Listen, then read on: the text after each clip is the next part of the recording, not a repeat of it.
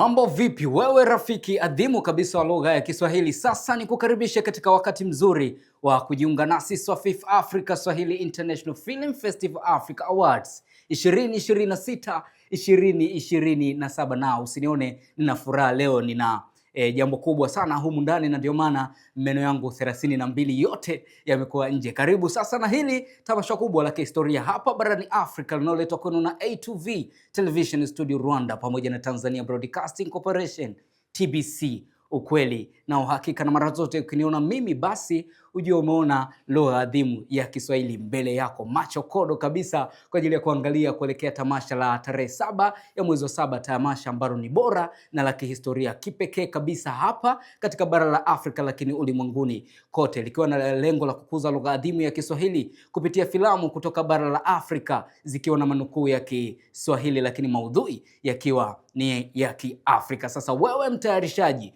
mwigizaji, kokote ambako ulipo, hii ni fursa kwako wewe kuleta filamu na kujiunga nasi moja kwa moja. Usijiulize kuhusiana na vigezo, vigezo ni vichache sana. Hakikisha kigezo cha kwanza muhimu, unaweka maudhui halisi ya Kiafrika. Kazi yako iwe na maudhui ya Kiafrika, lakini kigezo cha pili na muhimu, hakikisha pale chini kwenye subtitle uweke manukuu ya Kiswahili au subtitle ya Kiswahili. La hasha, kama wewe pia una filamu yako au una kazi yako umeweka manukuu ya Kiingereza au ya lugha nyingine, unaweza ukaongezea pale Kiswahili ili twende moja kwa moja. Na kama unajiuliza ni jinsi gani ya kujisajili, basi ni kidunchu, tuingia katika tovuti yetu ya www.swafifafrica.tv.tz, kisha bofya kitufe kilichoandikwa jisajili au register. Baada ya hapo tafuta kitufe kilichoandikwa sign in, kisha fuata maelekezo kidunchu tu. Punde hazifiki hata dakika 5 utakuwa umepokea jumbe fupi katika simu yako kuwa umejiunga na tamasha hili kubwa na la kihistoria hapa barani Afrika. Jina langu ni Anton Mpandula, ni Tony wa Swafif Africa, nami nitaitika rabaika. Kama nilivyokuambia kuwa leo meno yangu 32 yote hapo nje kwa sababu nina ugeni mzito sana. Huu ni uongozi mkubwa kabisa. Sasa unataka kujua ni nani na nini ambacho leo atasema nasi moja kwa moja? Kaa hapo hapo, tulia, tunaenda na wewe kuanzia sasa hivi mpaka pale ambako tutamaliza kipindi cha leo. Endelea kusalia nasi kwa sababu tuna kitu madhuhuri kabisa kwa ajili ya kukujuza siku ya leo na kuongea na wewe ambaye unapenda lugha adhimu ya Kiswahili. Mimi ni rafiki wa Kiswahili. Je, wewe ni rafiki wa lugha gani?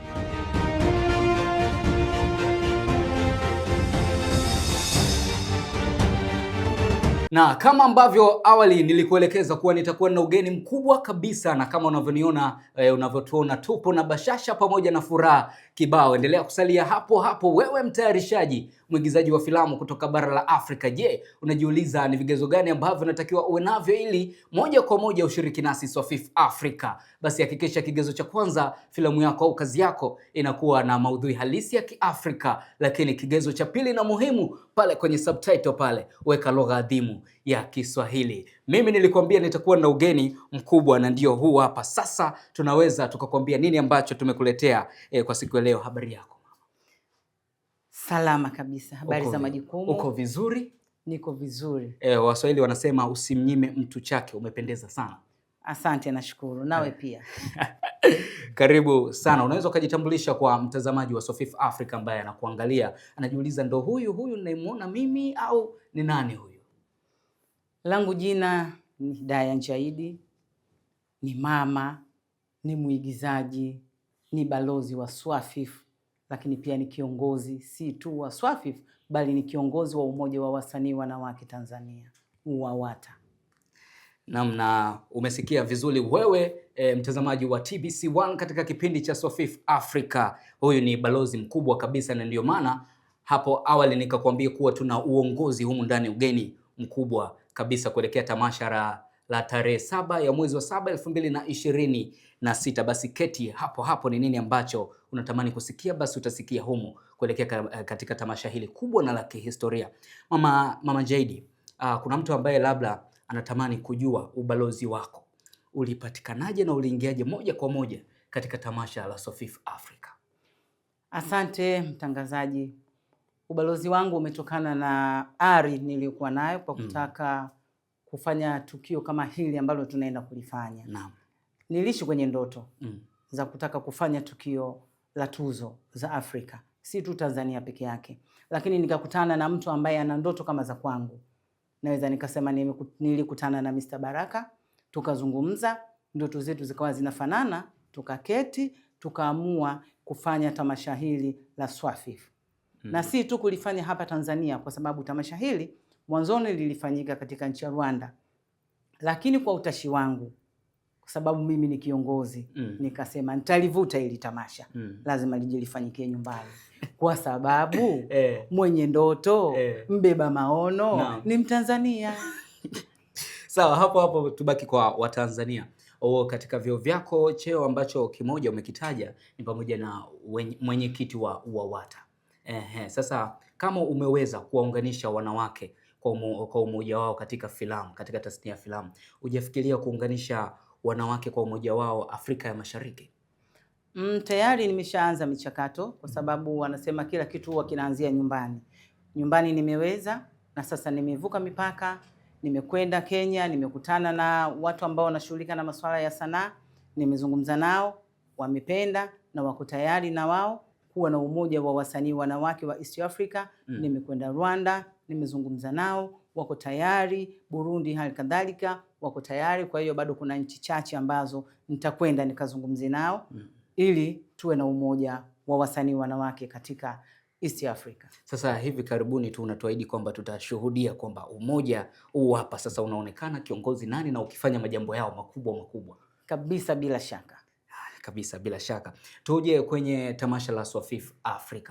Ilikuwa ni ngumu namna gani kuwa kama kiongozi, lakini pia kuhamasisha kutoka katika nchi ya Rwanda na kuja katika nchi ya Tanzania kufanyika kwa mwaka huu 2026? Ilikuwa ni ngumu namna gani na ilikuwaje? Hakukuwa na ugumu sana, kwa sababu kama nilivyosema mwanzo, mbeba maono ni Mtanzania. Na majirani zetu tulishawapa nafasi kabisa, lakini tumeona sasa ngoja turudishe nyumbani, kwa sababu nyumbani pia kuna vipaji, kuna waandaaji, kuna wasanii, kuna kila aina ya chachu inayotufanya sisi tulilete tamasha nyumbani. Kwa hiyo ndio maana nimepambana, nimelitoa Rwanda kwa kushirikiana na Mr. Baraka, na leo hii tunazungumza tamasha litakuja kufanyikia nyumbani. Kwa hiyo hakukuwa na ugumu sana, kwa sababu niliishi kwenye ndoto. Sawa. Hapo katika tamasha la Swafif Africa tunaona wanawake wamekuwa nyuma kidogo, au wamekuwa na idadi ndogo ya ushiriki kuliko wanaume katika matamasha mengine. Unawapaje kwanza hamasa, lakini pia unawatoaje hofu kuelekea katika tamasha hili? Kwa miaka hii nafikiri itakuwa tofauti, kwa sababu Swafif ni tamasha la kimataifa. Kwa hiyo watakaoshiriki ni Watanzania na nchi nyingine za Afrika na nchi kadhaa za kutoka Ulaya. Wanawake watajitokeza kwa wingi. Walikuwepo, wapo, lakini walikuwa hawajapata fursa adhimu kama hii. Na kwa vile sisi tumeadhimia kutangaza lugha yetu adhimu ya Kiswahili, inakuwa hakuna ugumu. Inawezekana mara nyingine watu wakawa na ugumu kutokana na lugha zinazotumika. Mtu anaona nikienda huko mimi itakuwaje? Lakini tunatumia lugha adhimu ya Kiswahili, inawasaidia kuwapa watu wepesi, kuwapa watu uelewa wa moja kwa moja nini kinazungumzwa, nini kinatakiwa kifanyike. Kwa hiyo nina imani mwaka huu wa 2026 kwenye tamasha hili la Swafif watajitokeza wanawake wengi sana kuleta kazi zao na kushiriki katika vinyang'anyiro vitakavyokuwepo. Na mwanawake ambaye amekaa huko sasa hivi anaweza pia akapata bashasha ni jinsi gani ya kushiriki, akiwa anajiuliza kazi yangu nimeshaifanya tayari, na pale chini nimeweka manukuu ya lugha nyingine, nafanyaje pia kuingia katika tamasha hili la Swafif Africa. Pale chini akiwa ameweka labda lugha kutoka ughaibuni huko na sisi ni lugha ya Kiswahili pale chini, anafanyaje kushiriki katika tamasha hili? Kama ameweka lugha nyingine, kuna baadhi kwa sababu wameongea Kiswahili, lakini pale chini ndo kuna manukuu yale ya lugha nyingine. Kama yalivyoweza kuwekwa kwa kipindi hiki cha kuingia kwenye tuzo, wanaweza wakayaondosha kwa muda, waingie kwenye tuzo. Baada ya hapo wanaweza wakaendelea na mambo yao mengine, kwa sababu nia, lengo, madhumuni ni kukitangaza Kiswahili. Na umesikia wewe, mtayarishaji, mwigizaji wa filamu kutoka bara la Afrika, sasa unaweza ukafanya hivyo ili kuingia katika kinyang'anyiro cha tuzo za Swafif Africa. Tamasha la Swafif Africa moja kwa moja lina mageuzi namna gani hasa tukija kwa upande wa wanawake kuelekea katika pande zote, hasa katika filamu? Mageuzi yapo kwa sababu kama nilivyosema mwanzo, hili tamasha ni la kimataifa. Wanawake watakapokuja kuleta kazi zao, na nyinyi mtaona wanawake watakavyo, naweza nikasema katika lugha hizi za kikawaida sana, kuwagaragaza wanaume kwa sababu tumekusudia kuonyesha ulimwengu kama wanawake tunaweza, na tayari tunaweza. Kwa hiyo mageuzi yatakayokuwepo ni wanawake kujitokeza kwa wingi, lakini mageuzi mengine ni kwa kutumia hii lugha yetu adhimu ya Kiswahili, kwa sababu matamasha mengi naweza nikasema yalikuwa yanatumia lugha za kigeni, ama hata kwenye nukuu na subtitle kulikuwa kuna lugha za kigeni, lakini tumekusudia kukitangaza Kiswahili dunia nzima kwa kutumia filamu. Kwa hiyo mageuzi ni hayo, na mageuzi mengine yataonekana katika mila na desturi zetu ndani ya hizo filamu. Haya, sawa sawa. Na mimi nimepokea, nimejiandaa kugaragazwa pia, au niseme na sisi tutawagaragaza Tutaona siku ya tarehe 7. Sawa sawa, tuende moja kwa moja katika tamasha la Swafif Africa. Limekuja na faida mbili muhimu. Kwanza, utamaduni wa Kiafrika, lakini pia lugha adhimu ya Kiswahili. Hii ina umuhimu gani hasa katika tasnia ya filamu katika bara zima la Afrika? Umuhimu wa kwanza ni kubadilishana tamaduni zetu. Sisi wa Tanzania tuna mambo yetu, lakini kuna watu watatoka Rwanda, watatoka Burundi, watatoka Ethiopia na nchi nyingine nyingi za Kiafrika. Wao pia wana utamaduni wao. Tutakapokutana pamoja, ina maana tutakuwa tunabadilishana hizi tamaduni zetu kupitia filamu. Kwa sababu kigezo kimoja cha hizi filamu ni kutumia maudhui ya Kiafrika, ikiwezekana kwenye mandhari, kwenye vyakula, kwenye mavazi, lugha zao watakazokuwa wanatumia. Vyote hivyo vitakuja kuleta mageuzi, ama vyote hivyo vitakuja kuleta chachu ya kuwa kila mmoja atajivunia kilichokuwa cha kwake. Lakini lugha mama itakayotumika ni Kiswahili, kwa sababu tayari kimeshaanza kusambaa ulimwenguni na sisi tumekusudia kukitangaza Kiswahili. Basi tutaenda katika mtindo huo. Sawa. Na mapinduzi kiuchumi hasa katika nchi ambayo unatokea wewe kama balozi wa Swafif Africa Tanzania, mtapata nini hasa kama umuhimu wa tamasha hili? Kutapatikana vitu vingi kwa sababu linapofanyika tamasha kubwa la kimataifa kama hili katika nchi yoyote, lakini nazungumzia Tanzania kwa sababu ndio nchi ambayo mimi nipo. Ina maana wasafirishaji watasafirisha wageni, watasafirisha wenyeji kutoka sehemu moja kwenda sehemu nyingine, ina maana watapata kipato. Lakini bado kuna watu wa mavazi, kuna watu wa chakula, serikali pia itaingiza pato la taifa. Kwa hiyo faida bado ni kubwa, na kama nilivyosema tutapata network ya kujuana na wenzetu kutoka nchi tofauti tofauti na tutafanya nao kazi. Naam, sasa tukirejea katika tamasha la Swafif Africa ambalo litafanyika tarehe 7 ya mwezi wa 7 nchini kwako Tanzania, unawaambia nini washiriki wa filamu kutoka nchini kwako lakini pia Afrika kwa ujumla? Naanza na nyumbani. Watayarishaji wa filamu, wasanii, walete kazi zao, zitakuwa kwenye mikono salama, mambo yameandaliwa vizuri na Waafrika wenzetu, na hata kama watu wako nje ya Afrika, ili mradi tu wanakitumia Kiswahili ama wanakifahamu Kiswahili, tutawapokea na watakuwa mikono salama na taratibu nyingine zitaendelea. Sawa. Na umesikia vizuri wewe mtayarishaji na mwigizaji wa filamu ambaye unanitazama kwa muda huo. Hakikisha filamu yako ina maudhui halisi ya Kiafrika, lakini pia ina manukuu ama subtitle ya Kiswahili. Kama ndo kwanza unajiunga nasi katika runinga yako, basi hii ni TBC1. Kipindi ni Swafif Africa kuelekea katika tamasha kubwa na la kihistoria hapa barani Afrika. Twende kwenye maswali sasa ya papo kwa papo, maswali ya uchokozi, wenyewe wanasema hivyo.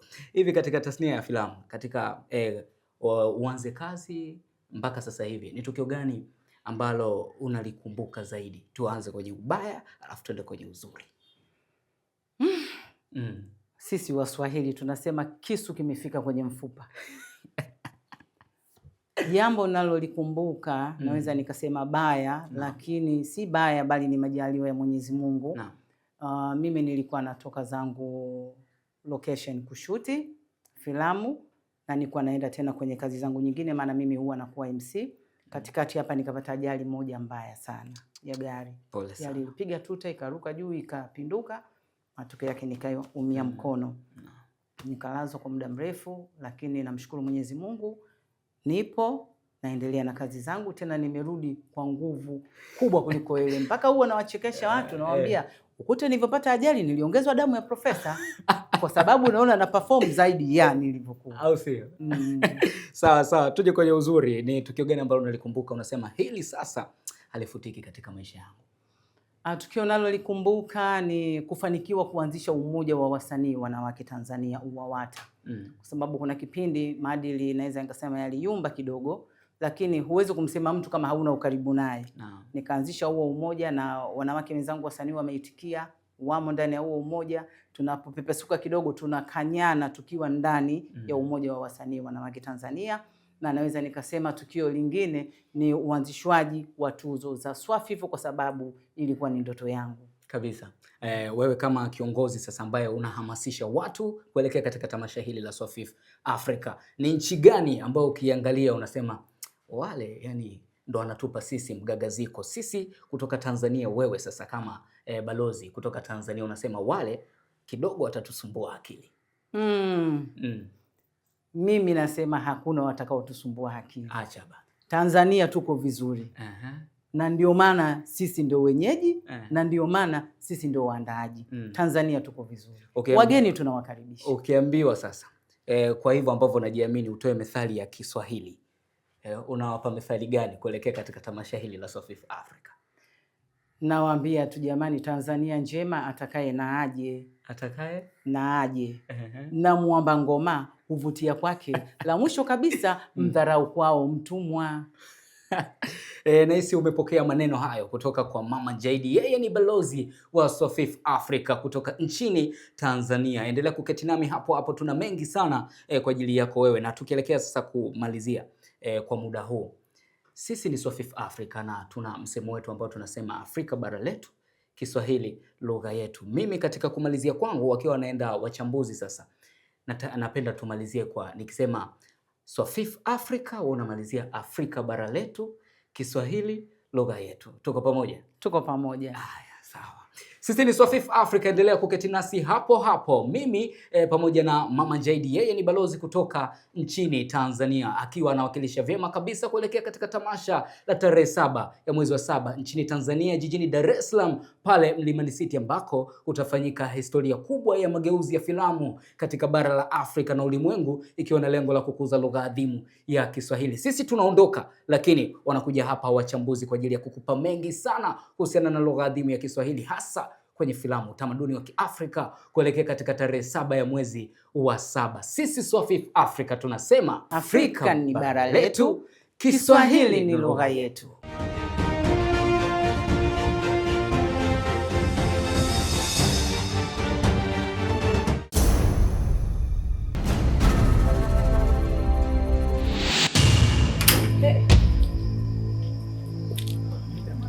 Kama itawezekana. Utaweza kwa sababu ni ya kwako Amanda. Urabona ibyo tuvugana hano nta gaciro bifite bitamo kujya gufata umwana, sibyo? Sasa mtoto anatuzuia nini kuzungumza? Kwa hiyo urabona umwana afite agaciro kulisha ibyo twatuma kuvugana hano.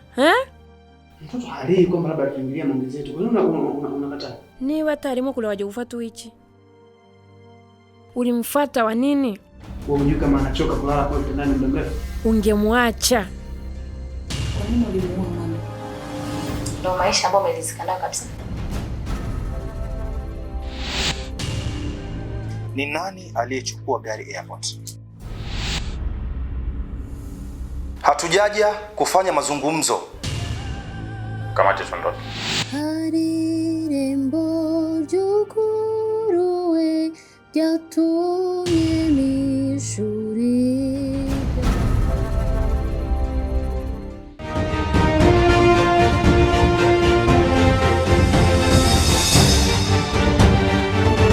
Asante sana studio, asante wenyeji wa kipindi hiki. Leo hii niko hapa na ndugu yangu Dr. Isaac Chalo. Kikubwa ambacho tutakuwa tukizungumza leo ni nafasi ya filamu katika kukuza na kuendeleza Kiswahili katika uwanda huu au zoni hii ya Afrika Mashariki na ya Kati, na kwa ujumla Afrika nzima, bara zima la Afrika. Dr. Chalo, unasemaje kuhusu hilo? Mimi kwanza ni shukuru na nipongeze ubunifu huu ni ubunifu mkubwa sana, na nizungumzie umuhimu kwamba sisi kama Tanzania, baba wa Afrika, baba wa Kiswahili, uwepo wa sinema ama filamu hizi ambazo zinachochea ukuaji wa Kiswahili ni jambo zuri sana, na nipongeze waliobuni wazo hili kwamba sinema zitumike kama njia mahususi ya kusambaza Kiswahili. Utaona kwenye mifano kwamba mataifa mbalimbali, kwa mfano kama India, China, tumekuwa au wa Korea, tumekuwa tukiona sinema zao na zimetamba huku na watu tumejifunza, wengine wanashangaa waliisikia wapi? Kwa Wachina. Wanaongea kuchikuchi, wanaimba wa Tanzania au mataifa mengine, kwa sababu ilikuja kupitia sinema. Kwa hiyo na uhakika kabisa na sisi kupitia sinema zetu hizi ambazo zinapendwa kwa lugha hii ya Kiswahili, wengi watajifunza Kiswahili kupitia sinema. Na kwa sababu sinema pia zinakwenda mbali ulimwenguni kote. Kwa hiyo Kiswahili kinaweza kukua kupitia hii. Sawa. Sababu kwa mataifa kama unataka kuuza au kupeleka tamaduni zako, njia rahisi na njia nyepesi ya kupitisha desturi, tamaduni ni kwa kupitia njia ya filamu. Ndio. Wakoloni walivyokuja waliotumia sana filamu walikuwa wanajaribu kuonyesha kwamba wao wana ustaarabu bora zaidi kuliko ustaarabu wa Mwafrika. Kwa hiyo walileta kampuni mbalimbali na walitengeneza filamu wakawa wanazionyesha ili watu waone ustaarabu na Waafrika waweze kuiga na kufuata ustaarabu wao. Kwa hiyo sisi kwa Kiswahili nayo inaweza ikawa ni nyenzo kubwa na muhimu sana katika ukuzaji na uendelezaji wa Kiswahili. Ndio. Na hata ukiangalia wamisionari waliokuja wakati ule kueneza dini, wengi waliandaa mambo ya sinema ili watu waone mle, wajifunze huyu ndio muasisi wa dini hii, muasisi wa dhehebu hili, muasisi wa hiki, ili kutuaminisha kwamba huo ndio uhalisia na ukweli. Kwa na sisi kupitia mila zetu, desturi zetu, makabila yetu, nchi zetu hizi za Afrika na yale maudhui yetu ya Kiafrika, kupitia sinema, kwa kadri ambavyo wachezaji wetu watacheza mule, waandaaji wa miswada watakavyokuwa wameandika ule ubora na uzuri wa Afrika, uzuri wa maadili yetu, uzuri wa mila zetu, kadri wanavyoandika vizuri na sinema zile zinapopelekwa kule ulimwenguni, wanaona uzuri wetu, wanaona uzuri wa bara letu, wanakijua vizuri sasa Kiswahili, kwa sababu watamsikia Mswahili akiongea mule, au wataona yale manukuzi yanayokuwa yanapita chini ya sinema ambazo zimeandaliwa pengine kwenye mataifa yasiyokuwa ya Afrika au ya Afrika nje ya Tanzania, lakini yakawa na manukuzi yale ya Kiswahili. Inatosha mtu kujua kumbe hapa imesema baba, hapa imesema mama, kumbe maana yake ni hivi. Sawa. Na unajua tatizo moja, waandaaji wengi wa filamu wanatafuta mada au wanatafuta vitu ambavyo vigumu. Unaona, kumbe kuna simulizi au visa mkasa vya kawaida tu. Na kama unaweza ukatengeneza kisa mkasa cha kawaida tu, mtu anaweza akajitambua kwa kupitia kile kisa mkasa. Unajua Afrika ni moja. Ndio. Nikwambia Afrika ni moja. Ni kwamba tu mipaka hii ambayo wakoloni walikuja wakagawagawa, tunaonekana kama ni watu tofauti. Ukiangalia hapa Tanzania kwa mfano. Ndio. Chukua tangu mpaka wa huko unakuta kuna Wadigo. Ndio. Kenya unakuta kuna Wadigo. Ndio. Ukija Wakamba unakuta wako Tanzania, Wajomba hao Wakamba wako upande wa Kenya. Ndio. Ukija sijui Waluo, hata Wajaruo unakuta kule wapo, huku wapo, ukienda wa Makonde kule wapo, huku wapo. Sawa kabisa. Unakuta wako Tanzania, wao wengine wako hata Wamasai huku tunao. Kwa hiyo Kenya wapo. Hii mipaka imekuja kuleta kidogo, mvurugano kidogo. Wajomba unakuta wako ng'ambo hii, mashangazi wako ng'ambo hii, wengine wako huku. Kwa hiyo hii inaleta kidogo mkanganyiko. Ukienda kwa Wabemba huko upande wa Tanganyika huko, unaona unakuta Wakalamba wengine wako Zambia, Wakalamba wengine wako huku kwetu, unaona. Kwa hiyo hii lugha ije ituunganishe tena, iturudishe, ituunganishe. Sasa Kiswahili ndio kinaweza kikawa na hiyo nguvu ya kuunganisha tena lugha ikatuletea tamaduni zetu za pamoja, ikatuonyesha mila na desturi kwa pamoja. Kwa hiyo kijamii tunaweza tukaingia kwa nguvu sana tukitumia Kiswahili. Lakini pia unajua wanasema taifa lililoungana lenye nguvu ni lile ambalo limeungana. Sasa hata Afrika watu walioko nje ya Afrika wamekuwa wakiifanya Afrika vipande vipande ili waweze kuitawala. Na hata unavyosema Tanzania ilivyokuwa au Afrika ilivyokuwa, halafu ikawa wale wakoloni sasa wanaweka mipaka kwa sababu ya utawala wao, kwamba mimi chifu fulani, sultani fulani niko maeneo haya, mipaka yangu ni hii, yule naye anzie pale kwenda kule. Kwa hiyo hata wakati wa kujikomboa wale machifu na viongozi wakati ule, kila mmoja akakomboa eneo lake na akaliita jina lake alivyoliita.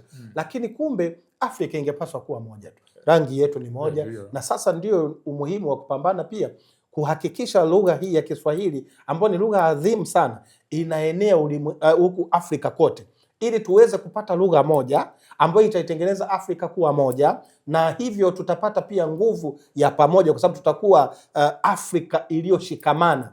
Tukiteta tunateta mambo yetu kwa lugha yetu. Ukitizama mambo madogo tu, kwa mfano mila na desturi za wakati wa chakula, zile desturi za chakula Afrika yani zinalingana sana, mataifa mengi yanafanana. Kama mkiwa mezani, baba ndio atakaogawa vipande vya nyama, labda sijui siku hiyo labda amechinjwa kuku, baba ndio kazi yake kugawa vile vipande. Lakini hata tamaduni ile ya baba kula na watoto wa kiume, wakati mwingine mama kula na watoto wa kike, au baba kuwasha moto nje na kuzungumza na watoto wa kiume, na mama kuwa jikoni na watoto wa kike. Afrika hii ipo. Lakini pia mwanamke kumheshimu mwanaume, na mwanaume kusimama kama baba wa familia kwenye boma. Afrika hivyo vitu tunavifanya kila mahali rangi yetu, kukata kuni kwetu, kulima kwetu kwa ujamaa, kukaribishana chakula na mambo kama haya. Kweli kuna umuhimu sana wa Kiswahili kuenea, ili sasa mataifa yaliyojimega au yaliyokaa mbali kwa sababu ya lugha, kupitia lugha hii ya Kiswahili, Afrika iweze kuwa moja, Afrika iweze kuwa na nguvu, Afrika iweze kujikomboa na kuwa kitu kimoja. Inawezekana kabisa. Kwa muda mrefu pia ukitizama, watu walijaribu kufanya mchakato huo wa kujaribu kuunganisha watu katika fikra, umajumui wa Afrika kwa mfano. Lakini hiyo ni swala refu kidogo. Utaona hata tulishindwa kwa sababu hatukuwa na umoja katika lugha. Unaona, sababu kama ulivyosema mwanzo, mkoloni alivyokuja alikuja na mbinu zake mbalimbali. Unaona, kwa mfano Waingereza, wakoloni wa Kiingereza, wao jambo lao kuu lilikuwa ni kugawanya na kutawala. Kwa hiyo watu wanawatenga katika vieneo ama visehemu vidogo vidogo ili watawalike. Wanatumia machifu, wanalaghai machifu. Kwa hiyo ile wanawatenga wale ili wawatawale kirahisi. Ukija upande wa Faransa na wa Belgiji, wao walikuwa na muundo wao wa kukumeza, kwamba wewe tayari kama unajua kuongea Kifaransa, wanakuambia wewe ni Mfaransa bwana. Unaona? Na hii nchi ni mkoa wa Ufaransa. Kwa hiyo watu wanajaa ile fikra kujiona na wao kule ni wa Faransa, kumbe ni wa huku. Unaona? Kwa hiyo ikaleta na kawaida watu walioshikamana ni ngumu kuwatawala. Sasa walitumia mbinu hiyo kuwagawa kuwa wachache, maana lile kusanyiko kubwa likikataa ni ngumu kuli. Kwa hiyo walikuwa na wawini kwamba wakija wanamkuta chifu huyu, wanamlaghai yeye kama yeye kwa maneno yao mazuri, kwa misaada hapa na pale, akikubali anakuwa chini yao. Wale nao wakija wanachukua yule, wao nao wakija wanachukua eneo lile. Afrika ikawa vipande. Kiswahili kinaweza kuiunganisha Afrika kuwa kitu kimoja. Sasa tatizo lilikuja hapo, kwa mfano katika mikutano ya nchi huru za Kiafrika kwa mfano. Mnaweza mkawa mnaenda kukutana mahali kama Addis Ababa, lakini mtu kwa sababu ameambiwa wewe ni mkoa wa Ubelgiji au wewe ni mkoa wa Ufaransa, badala ya kuruka kutoka kwake aende Addis Ababa, anakwenda kwanza Paris kwenda kuripoti bwana, tuna mkutano. Wanamwambia usikubali. Kwa hiyo usiende, wewe ni wa huko, wewe nenda, lakini usipige kura turufu yetu sisi tunakataa. Kwa hiyo wewe uwe upande wa kukataa, ukikubali sisi maslahi yetu hata. Kwa hiyo ilikuwa ngumu kwa nchi za Kiafrika katika mikutano kufanikiwa katika malengo yake makubwa. Lakini pia tatizo lingine mimi ninaposoma pale kwenye visa kama hivyo, kwa nini hawakushindwa kufanikiwa, ni kwa sababu pia ya lugha. Ndio. Unakwenda kule kila mtu na lugha yake. Ndio. Ukienda kule sasa hata yale mnayozungumza mnazungumza kwa lugha zao. Huyu anazungumza Kifaransa alitawaliwa na Mfaransa, huyu anazungumza Kiingereza alitawaliwa na Mwingereza. Kwa siri zile haziwezi kudumu. Kwa sababu kila mipango mnayofanya, dokumenti zenu hizo, kama mna kablasha yenu, vyote viko kwa lugha yao. Utaficha wapi? Lakini leo kama wataanza vikao hivyo kwa lugha hii ya Kiswahili kama ambavyo wameadhimia sasa Afrika lugha iwe moja Kiswahili. Ikiwa hivyo, maana yake sasa tutakuwa na siri nyingi za kuficha. Na hapo ndio umuhimu wa kutumia filamu ili kukikuza na kupeleka haraka Kiswahili. Na ndio kwa sababu hata sasa hivi ukiangalia hizi sinema mbalimbali zinafanya wadada wa kazi ama wake za watu kuunguza chakula kwa kupenda kufuatilia hizi sinema na zingine za kigeni na zinatumia Kiswahili. Umeona ziko tamthilia nyingi zinaruka sasa hivi kwenye runinga hata za hapa kwetu Tanzania. Lakini sio za kwetu, ni za kigeni, lakini wameweka manukuzi ya Kiswahili. Sasa matokeo yake au wanabadilisha, wanafanya zungumza tena wanaweka lugha yetu ya Kiswahili. Sasa zimewateka Watanzania wengi, zimewateka Waafrika wengi wenye kuzungumza Kiswahili. Kwa hiyo unaona zinawavutia sana, lakini wanajua wakizileta kwa lugha zao hazipendi, ila wakitafsiri kwa lugha yetu inapata mashiko. Yes, kwa hiyo kumbe ila sasa ni lazima kuwa waangalifu kidogo, sababu wao wanaingiza tena na desturi ambazo zingine si njema, kwa wanatuharibia jamii yetu. Jamii nafikiri hili nao ninakuangalia sana kwamba zipimwe ni zipi zinastahili kuwepo, zinatusaidiaje. Maana utandawazi nao unaleta mmomonyoko, sababu wao wanaweza wakawa na ajenda zao ambazo wanataka wazipitishe kwetu, wazipenyeze kwa wakatumia lugha yetu hiyo, lakini ili tuelewe mabaya ambayo watoto wetu akaona tu hili jambo ni sawa, kumbe sio sawa. Kwa hiyo maadili yanaanza kupotea tusipoangalia kwa kutumia hizi filamu. Kwa hiyo tujaribu hizi filamu ziweze tena zikajenga maadili ya hilo ni jambo jema sana. Kwa hiyo mimi nafikiri ni jambo la msingi uamuzi wa kutumia sinema kama njia bora ya kusambaza Kiswahili. Na tunaona sinema kwa kweli zinakimbia. Sinema zinakimbia, zinafika mbali sana. Sasa hivi sinema inaweza watu wakatangaza tarehe fulani tunaachia sinema fulani, na usiku huo inapoachiwa mpaka kesho yake watu wengi wameitazama. Kwa hiyo ikiwa ina manukuzi ya Kiswahili ama imetumia kabisa uigizaji kwa maneno ya Kiswahili, unaona Kiswahili kinavyofikiwa haraka na watu wangapi ulimwenguni kwa usiku mmoja. Na kwa sababu hizi sinema pia zinakaa kwenye mitandao, inadumu humo kwenye mitandao. Kwa hiyo kumbe sinema ikiwa iko mtandaoni na yenyewe sinema ile imetumia Kiswahili, ikiishi humo, sinema ikishakuwa iko kwenye mitandao, unajua haifutiki. Kitu chochote kishoka wanasema mtandao hausahau. Na kama mtandao hausahau, maana yake tukiwekeza sinema nyingi za Kiswahili humo kwenye mtandao, vizazi na vizazi vitaikuta na vitajifunza hicho Kiswahili kwa sababu watakuta kiko pale. Na sasa hivi kuna hii akili mnemba kwa mfano. Unaweza ukaandika tu mswada wako pale, baadaye ukaandika hata kwa kabila lako, baadaye ukaituma tu, hebu nipe Kiswahili. Nipe kwa Kiswahili chake. Alafu unakipata Kiswahili. Unakipata Kiswahili, nipe picha yake. Kinakupa picha. Kwa hiyo msimulizi nyingi sasa hivi zinakwenda kwa njia ya akili mnemba. Basi unapata visa vidogo vidogo, unaweza ukakuza Kiswahili kwa njia hiyo pia. Lakini labda kwa kuwa wewe umekuwa mbobevu katika swala la Kiswahili, labda ukitizama unaona mafanikio yanakuwa yanafananaje? Maana mimi nikuwa takwimu zipo, wakati mwingine hawa wanasema hivi, hawa wanasema hivi, lakini unapotazama ni kwa namna gani ama kwa kiasi gani tumewafikia wengi. Maki watu wasione kama tunafanya kazi ya kucheza tu, waone pia na thamani na umuhimu kwamba tangu tulipoanza mpaka leo sinema hizi zimekwenda kwa kiasi gani na walau kiasi gani kikubwa kimefikiwa na watu, ili mtazamaji aweze kuona kwamba kuna umuhimu sana wa kutumia Kiswahili kwenye sinema zetu. Sasa hivi mapokeo ni makubwa na watu wengi wanatengeneza filamu zao kwa lugha adhimu ya Kiswahili. Ndio. Kwamba hii ndio tuseme tunu ambayo tumeipokea. Ndio. Sawa. Zamani kulikuwa na msemo kwamba Kiswahili kilizaliwa Tanzania kikagonjeka. Wenyewe jirani zetu wanasema kikagonjeka Kenya, alafu kikafia Uganda. Sasa hatutaki hiyo kwamba kio kimefia Uganda. Kwa sababu kipo. Bado kipo. Na kiko hai. Na kiko hai. Ndiyo. Ila tu kila nchi inakuwa na lafudhi na msemo wao. Ukiangalia Kongo, DRC wana Kiswahili chao, mashariki ya Kongo kwa mfano maeneo ya Kivu huko wapi, wana Kiswahili ambacho ni kiko tofauti kidogo na Kiswahili ambacho utakikuta kwa Warundi au kwa Wanyarwanda. Kiswahili chao ni kitofauti kidogo.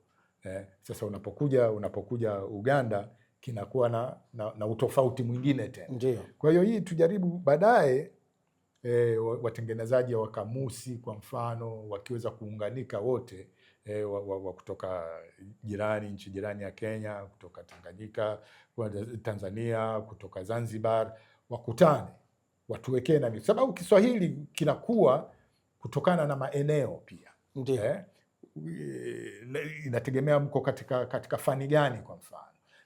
Ukitizama wafanyakazi wa bandarini kwa mfano. Ndio. Wa bandari wanakuwa na misemo yao. Ukitizama kina mamalishe na wao wanaweza wakawa na misemo yao. Ndio. Ukitizama Arusha sasa hivi wenyewe wanajiita Chuga. Unaona wana misemo yao. Sasa ile misemo baadaye ikutwe ile ambayo inaweza ikaingia kwenye Kiswahili ikatumika baadaye. Kwa mfano Mwalimu wakati ule alivyokuwa anaamua kustaafu akasema kwetu kuna neno linaitwa kung'atuka. Basi mimi nang'atuka. Unaona? Baadaye kung'atuka ikawa ni neno rasmi. Unaona? Lakini limetokana na Kizanaki, kujiondoa. Sawa kabisa. Kutokana na Kizanaki. Ukitizama huko kusini huko chai ambayo haina sukari wanaita chingambo. Sasa neno hilo huko limeshaenea. Bwana ndugu yangu Dr. Isaac, ngoja tuishie hapa, tuwarudishie studio. Siku nyingine tutakuja kuongea zaidi maadili ya Kiswahili na maadili yake. Sawa. Nashukuru sana. Asante kwa sasa, niwarudishie tena studio kwa waandaaji mpaka hapa siku ijayo, kipindi na wakati kama huu. Kwaherini.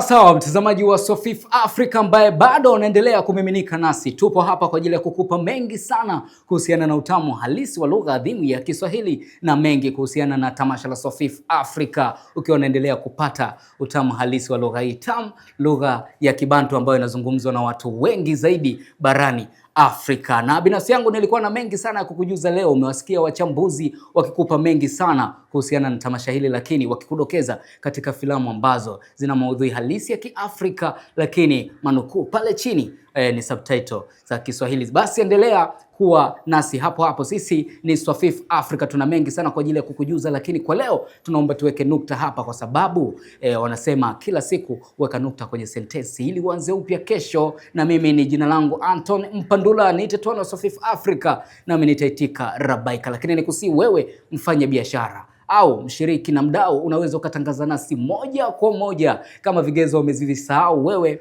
mwandaji au mtayarishaji, mwigizaji wa filamu kutoka bara la Afrika, hakikisha kigezo cha kwanza ni maudhui halisi ya Kiafrika, lakini kigezo cha pili pale chini weka manukuu ama subtitle ya Kiswahili ili uende nasi moja kwa moja. Kama unajiuliza pia ni jinsi gani ya kujiunga katika tamasha hili, basi hakikisha unaingia katika tovuti yetu www.swafifafrica.tv kisha bofya kitufe kilichoandikwa jisajili pale. Baada ya hapo tafuta kitufe kilichoandikwa sign in, unafuata maelekezo kidunchu tu.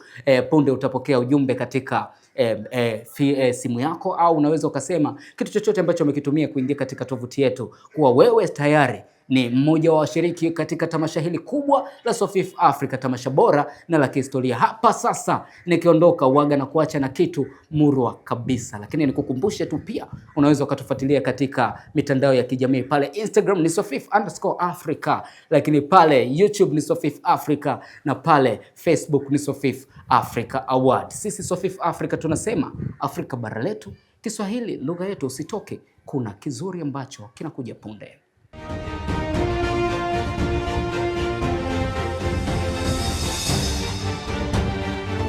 Ulimfuata wa nini? Unajua kama anachoka kulala kwa kitandani muda mrefu. Ungemwacha. Kwa nini ulimuua mama? Ndio maisha ambayo umelizika nayo kabisa. Ni nani aliyechukua gari airport? Hatujaja kufanya mazungumzo. Kamati tuondoke. Harirembo jukuruwe yatumye mishuri.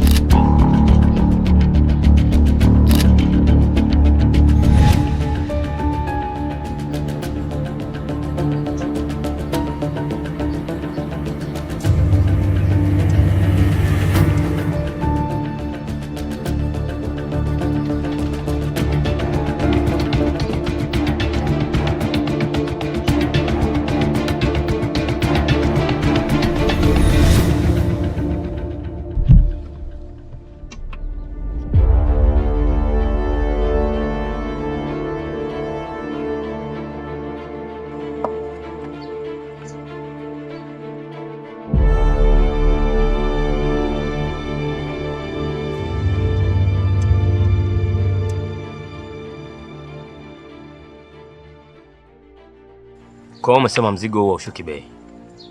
Babu, huo bwana ushuki. Ni mara yako ya kwanza kufanya hizi biashara, si ndio? So mara ya kwanza nishafanya sana hizi. Na kina nani? Sasa siwezi kukutajia watu ambao wanafanya nao kazi. Sasa mimi nitakuamini vipi kama wewe si askari? Kama ningekuwa askari au ningekuwa nishamkamata alivyokagua tu mzigo. Sasa ni kitu gani ambacho kinakusababisha wewe kutokutaja hata mtu mmoja ambaye unafanya naye biashara? Babu, nimekuja kubini kuja kufanya biashara hapa, sio kutaja watu majina. Oh, okay, sawa. Sasa ndo mambo gani? Nisikilize nikwambie kitu kimoja. Ni hivi, kwanza sasa hivi mzigo ni wa kwangu. Kama unabisha, sema nikupe maelekezo. Mtoto ana pro kumbe huyo. Na kwa kawaida yangu hii gari ningeondoka nayo. Lakini kwa sababu mimi ni mtu mstaarabu, labda nikwambie. Na kuachia uende nayo mtaani, uende ukatambe nayo. Si umenielewa? Hivyo yani. Hivyo tu. Wewe. Sawa. Wewe, kwa nini hujasema asante? Hebu sema asante.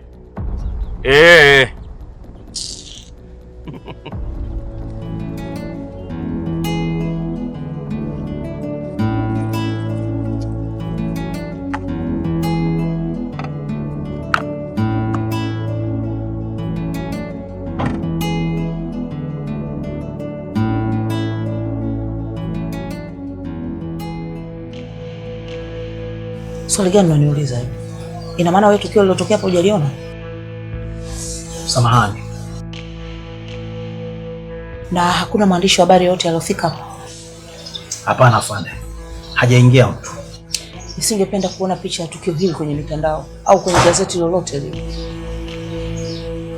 Na hii kesi nawaachia nyinyi wawili.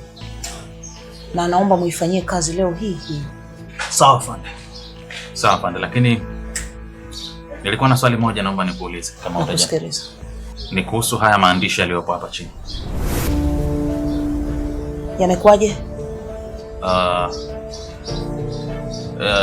Inaonekana kama sio maandishi ya mara ya kwanza kuyakuta kwenye matukio kama haya. Ni kweli chief, usiniulize stress kwenye kichwa changu. Naomba tufanye kama tulivyoongea na mazungumzo mengine yatafanyika baadaye. Sawa? Sawa afande.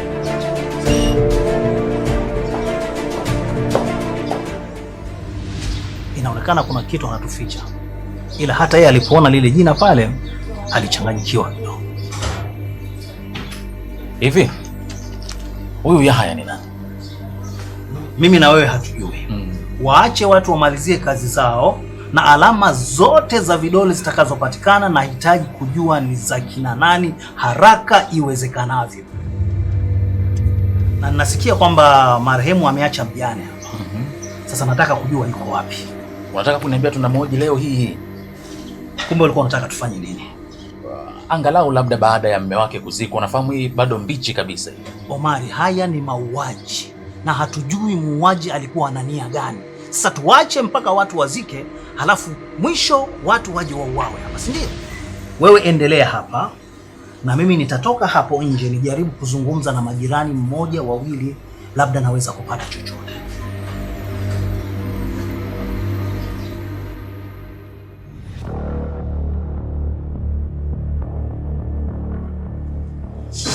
Martin, hivi unawezaje kuniambia umeporwa mzigo kirahisi kiasi hicho? Mike, samahani. No, usiniambie samahani. Hivi unajua ule mzigo una thamani kiasi gani? Mimi nafahamu kila kitu, lakini mjomba amenishikia bastola. Bastola? Martin, wewe una bastola? Au una bastola, Martin? Mimi unafahamu kabisa swala bastola siwezi hata kutumia. Sasa kama uwezi Martin, kwa nini umeingia kwenye hizo biashara? Kwa nini? Ni kiherehere chako ama ni nini Martin? Afu umepola mzigo wakati umepaki gari nje hapo. How can I understand? Huwezi kuniambia umeporwa na ikiwa hujadhurika sehemu yoyote ile katika mwili wako. Inamaanisha hujaporwa Martin, umeruhusu mzigo uondoke. Mjomba, nawezaje kufanya hivyo mimi? Usiniite mjomba. Mimi sina mjomba pumbavu kama wewe. Sina mjomba pumbavu kama wewe.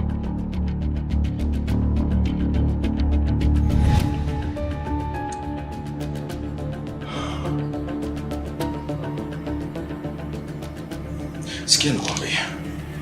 Hayo mambo yanahusu.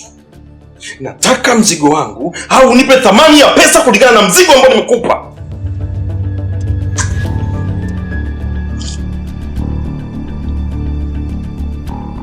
Wewe ni mara ngapi nimekwambia nikiwa na maongezi yangu ya kazi sitaki uniingilie? Nimekuelewa Mike. So, lakini nimetoka kuongea na Angel kwenye simu hapa. Kuna taarifa ambayo amenipatia. Angel mdogo wangu mimi? Ndiyo mdogo wako. Na amesemaje? Sasa si uongee au? Babako amezidiwa sana na yupo hospitalini.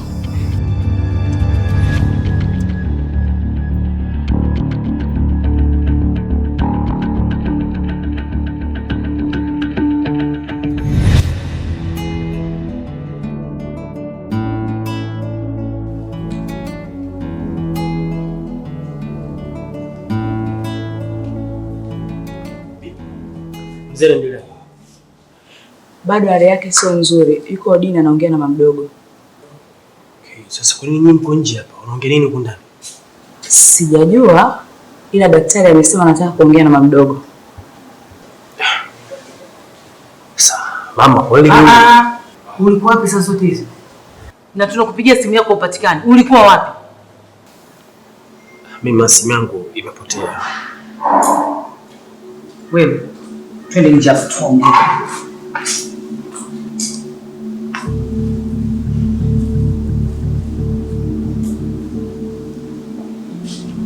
Kwa hiyo hodi kwa mimi.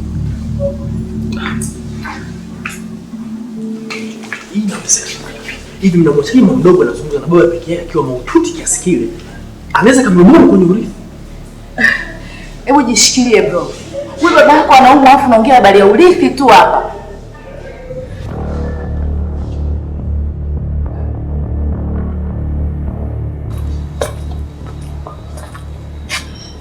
Hivi wewe. Si nimeshakwambia kaa mbali na Martin. Na sitaki umuingize mwanangu kwenye biashara zako. Dada, Martin kaja nyumbani kwangu kama ambavyo mtu yoyote anaweza kwenda kwa mjomba wake. Na kwa bahati mbaya Angel akampigia simu Josephine tukiwa pamoja. Kwa hiyo nikaona sio vibaya nikija naye. Na mbaya zaidi, leo hii ndio ameibiwa simu. Hivi wewe unanifanya mimi mtoto mdogo eh? Dada, siwezi kumuingiza Martin kwenye biashara zangu. Nakwambia ukweli kabisa, siwezi. Naomba uondoke hapa. Hivi, mbona unanichukulia kama mtu baki? Mimi siwezi kuwa na undugu na wauza unga. Hapa naomba uondoke. Wewe ondoka zako bwana.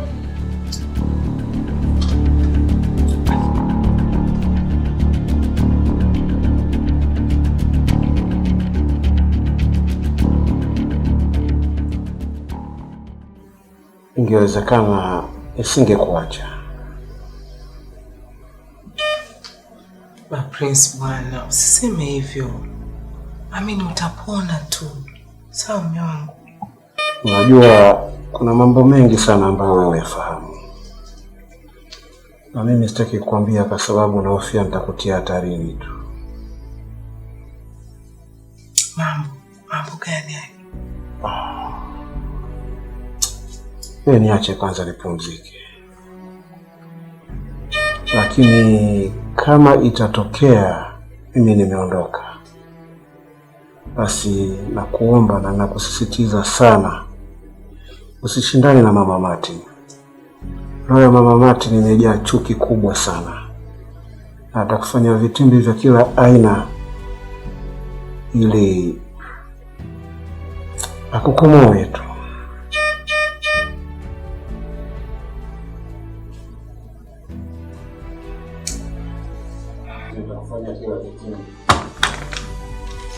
Nadhani ni vyema tukamwacha mgonjwa wetu apumzike.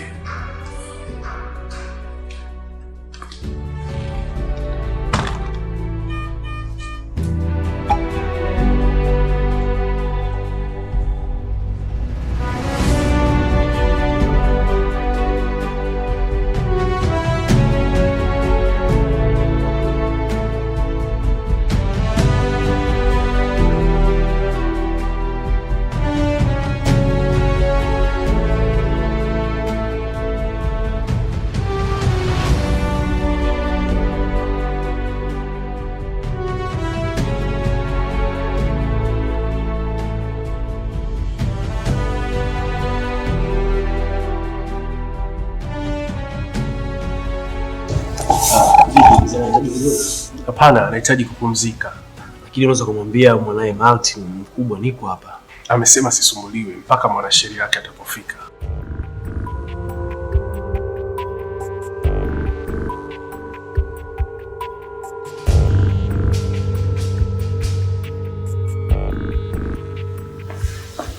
Umeongea nini na baba?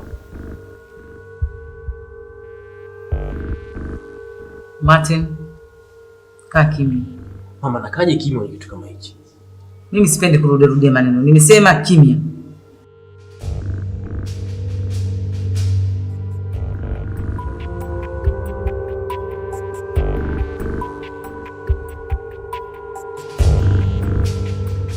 Kwanza pole sana kwa msiba.